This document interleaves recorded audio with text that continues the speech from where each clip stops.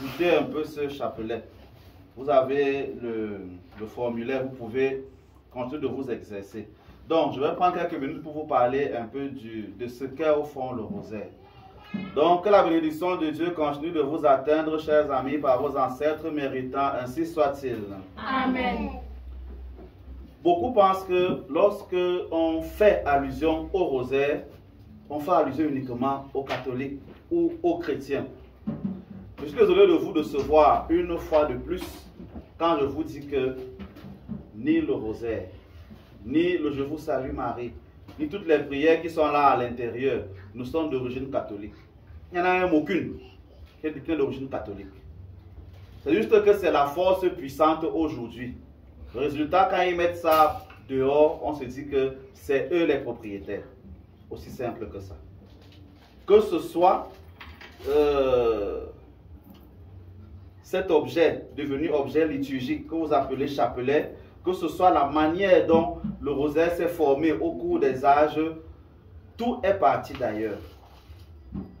Bon, vous devez savoir qu'à la base, c'était la récitation des 150 psaumes que les moines devaient faire chaque jour.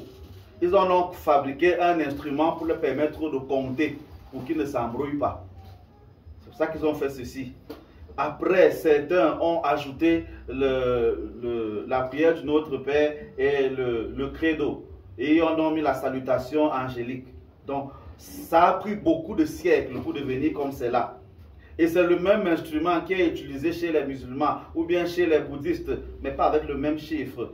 Chez les chrétiens, ça a pris le chiffre de 150. Mais par exemple, je crois chez les moines en Asie, je crois qu'on a 108. Donc on est sur un symbolisme de 9. Quand on fait un mantra, il faut le faire 108 fois. Donc eux, leur chapelet, c'est 108 graines. Par exemple, quand vous regardez les mantras des musulmans, ça a aussi un nombre bien précis. Donc, vous devez savoir que cet objet n'est pas la propriété d'une personne. Il a été reçu des Asiatiques et chacun l'a fabriqué à sa sauce. Ça, c'est la première chose. Donc, ne pensez pas que celui qui fait le rosaire, il est forcément catholique. Non. Ce n'est pas une question de catholicisme ou pas. Deuxième chose, quid de Marie? Je l'ai expliqué plusieurs fois et je le répète. La figure de Marie n'existe pas dans le christianisme. La figure de Marie, c'est la copie et le fait d'avoir colorié une déesse égyptienne dont le nom originel c'est Isis. On l'a donc appelée chez les catholiques Marie. Aussi simple que ça. Ça veut dire que quand vous dites même Marie, vous ne savez pas de qui il s'agit. Bon, on vous dit que... Bon, pour qu'on vous guide un peu, on vous dit quand même que sa famille était égyptienne. On ne dit même pas ça vraiment. On dit seulement que lorsqu'on devait faire le massacre des saints innocents, elle a fui, elle est partie en Égypte. Pourquoi elle est partie en Égypte? Pour y faire quoi? Voilà, certains disent que c'est parce que sa famille était là-bas. Donc elle a fui chez elle. Donc Marie serait une Africaine. Il ne faut pas qu'on vous trompe, Marie n'a jamais existé. Marie n'est pas une figure d'une femme comme vous et moi qui a existé. Marie est une déesse. Ce qu'on appelle en spiritualité la déesse mère. La déesse mère en spiritualité, est représentée ici-bas par la lune, qu'on appelle mère lune, et par la terre, qu'on appelle terre-mère. Il y a des gens qui appellent la terre Gaïa, c'est-à-dire que l'endroit des origines, donc tout est parti. D'autres appellent encore la déesse mère là, les eaux dont on parle dans, je crois, le prophète de Saint-Jean, que l'esprit planait sur les eaux. Les eaux primordiales à travers lesquelles tout est venu. Que tout le monde dit qu'un jour il y avait les eaux et des eaux sont sorties ceci. Les eaux là, c'est ça la déesse mère. Ou si vous voulez, c'est l'image de Dieu qui a sorti de chez lui ce qui existe maintenant. Donc, ne prenez pas Marie comme quelqu'un. C'est une déesse, c'est-à-dire c'est l'origine de tout. C'est important, c'est l'origine de tout. En spiritualité comme en tradition africaine, Dieu est féminin. Parce que c'est la femme qui enfante. L'homme enfante quoi? L'homme n'enfante rien. Tout passe par le ventre de la femme pour arriver à la vie. Résultat, Dieu est donc mère. Mais il a besoin d'un Dieu Père à côté. Dans la nature, le Dieu Père, c'est le soleil. Le soleil, le feu, le sperme de l'homme. la déesse mère, j'ai bien dit, c'est la lune, l'eau, la femme, les menstrues de la femme. C'est ça en spiritualité. Donc quand on fait le rosaire, on connaît d'abord cette nomenclature-là. Et maintenant, on invoque la puissance de la mère. La puissance de la mère. La mère, là, ce n'est pas vous, les mamans.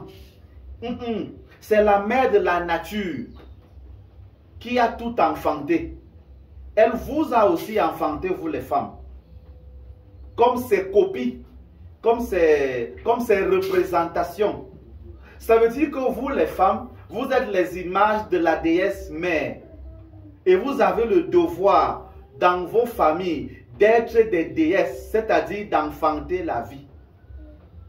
C'est pour ça qu'on dit, même en tradition africaine, que derrière un grand homme se cache une grande femme, qui est sa mère. À côté d'un grand homme, il y a une grande femme qui est son épouse. Donc vous, en tant que femme, vous devez être des grandes femmes pour vos enfants et pour vos époux. Le célibat n'existe donc pas dans cette manière de voir. Donc, entre parenthèses, tous les endroits où on vous demande d'être célibataire ou nu pour arriver chez Dieu, là, c'est du pipeau. L'homme a besoin pour grandir d'une femme. Aussi simple que ça. Il faut le savoir. Même quand on parle, on dit bien langue maternelle. On dit bien langue maternelle. Je n'ai jamais entendu qu'on dit langue paternelle, quelque part. On dit bien langue maternelle. C'est la femme qui allait, toujours du côté gauche, parce qu'il y a le cœur ici. Et la photo où Marie avait son enfant du côté gauche. Pensez qu'on a pris ça où? C'était la photo que l'exhibition fait d'Isis, qui allait Taurus. C'est clair. Donc, c'est comme ça qu'il faut le comprendre. Donc, le rosaire est en fait un exercice spirituel où tu te travailles toi-même pour que la déesse mère enfante ce que tu veux. Ça veut dire qu'à travers le rosaire, on a tout ce qu'on veut. Il suffit de savoir comment procéder. Toutes les paroles qu'on prononce là sont donc les clés qu'on met en place. Ce sont les clés qu'on met en place. Ça veut dire que tu sais que pour entrer dans telle maison, il te faut la clé, c'est pas moi, la marque de la serrure qui fait ceci. Tu dois savoir ça. Comme vous ne connaissez donc pas, les initiés ont mis en place ceci, ce que vous appelez mystère, joyeux, lumineux, douloureux et glorieux, pour correspondre à vos moyens, à ce que vous pouvez demander, avec donc des clés particulières. Et c'est ça que vous devez apprendre. Donc toutes les paroles qu'on prononce là, au fond, c'est toi que tu travailles. C'est un peu comme si tu dis que tu vas à la boutique et tu dis que tu travailles sur le boutiquier. Non. Le boutiquier a tout. Ton travail, c'est d'avoir l'argent pour acheter ce qu'il vend. Donc le rosaire, c'est pour se mettre dans les bonnes conditions pour que ce que tu demandes arrive. Lorsque ce rituel est bien fait, tu as ce que tu veux. Parce que tu as utilisé la bonne clé. Il y a donc des gens qui font ce rosaire mal pendant 50 ans. Ils vont dire qu'ils ont prié tout le temps et ils n'ont rien reçu. Parce qu'ils n'ont pas utilisé la bonne clé. Tu parlais demander pendant 200 ans à l'hôpital 2 pains. Tu n'auras jamais le pain là-bas. Parce qu'on ne vend pas le pain à l'hôpital. Tu peux pas aller demander le transfert de crédit au bar. Au bar, c'est la bière qu'on va te donner. Tu ne peux pas demander aller au call box et là-bas demander le comprimé pour te soigner. C'est pas ça qu'il a là-bas. Quand vous n'avez donc pas les bonnes clés, c'est ça que vous faites. Vous demandez ce qu'il ne faut pas demander au mauvais endroit. Résultat, vous n'avez rien. Donc il est important que vous le compreniez. C'est ça le rosaire. C'est ça le rosaire. La figure de Jésus, je vais terminer par là. La figure de Jésus dans le rosaire. Bon, si Marie n'a pas existé, on peut donc pardon dire que Jésus a existé. Puisqu'on dit que Jésus est l'enfant de Marie. Si la mère n'a pas existé, Jésus n'a pas existé, non. Ce sont donc des codes. Ce sont des codes. Parce que ça plaît à vos oreilles. Il faut quand même dire ça. On maintient ça là parce que ça plaît à vos oreilles. C'est plus facile pour vous de vous concentrer quand vous entendez « Je vous salue Marie, Mère de Jésus ». Vous avez besoin d'entendre ça. Marie n'a jamais existé. Jésus n'a jamais existé. Mais vous avez besoin d'une phrase pour reconnaître que la déesse mère a enfanté la nature. Formulez donc là comme vous voulez. Mais ne vous mettez pas en tête que la femme à qui vous parlez est assise là et elle a poussé Jésus quelque part. Non. Ça veut dire que celui qui est catholique, qui se sent catholique, va dire Sainte Marie, Mère de Jésus. D'accord.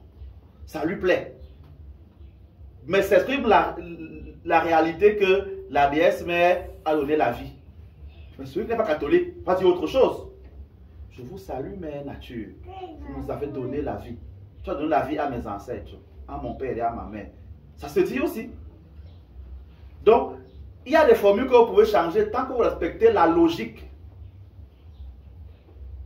C'est très important. Ce que je viens d'expliquer là, c'est compliqué à comprendre pour ceux qui ne veulent pas comprendre. D'accord, ne comprenez pas, c'est votre macabo.